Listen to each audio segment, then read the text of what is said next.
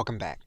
When you are in the midst of a research project and you're using ChatGPT, you can use the platform in order to increase accuracy and provide citation for the project that you are creating, specifically that project that you're using ChatGPT in order to generate. If you work within the same context as your project, what you can do is you can write in commands requesting specific kinds of citation. For example, we are going to write in a command for personal verification and citation. And so we are going to request specific information. We're going to add in a qualifying command, and we're going to add in a stretch command. We're now going to click enter. And so you will notice we now have a list that we can use for citation.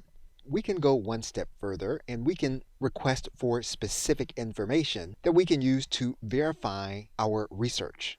We can request information on specific courses that we can use in order to determine specific aspects of accuracy in what it is that we are producing. And so if we wanted to verify with a specific online course, we could do that. And we can provide a command to ChatGPT in order to do it. And finally, if we wanted to use something other than paid references, we can use free references available already on the internet. And so we can request for specific YouTube URLs to verify our information. And as you can see, ChatGPT remembers what it is that we are working with, provided that we remain within the same chat area.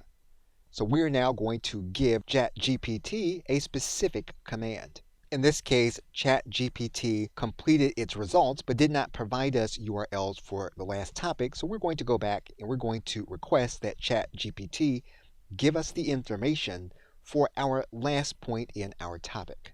And we're then going to click enter.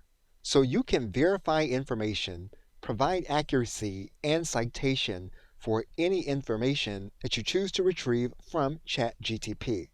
Now, this isn't a direct citation of the information that ChatGPT has given you. However, we are requesting a workaround for this citation. Okay, so with that, thanks, and I will see you in another video.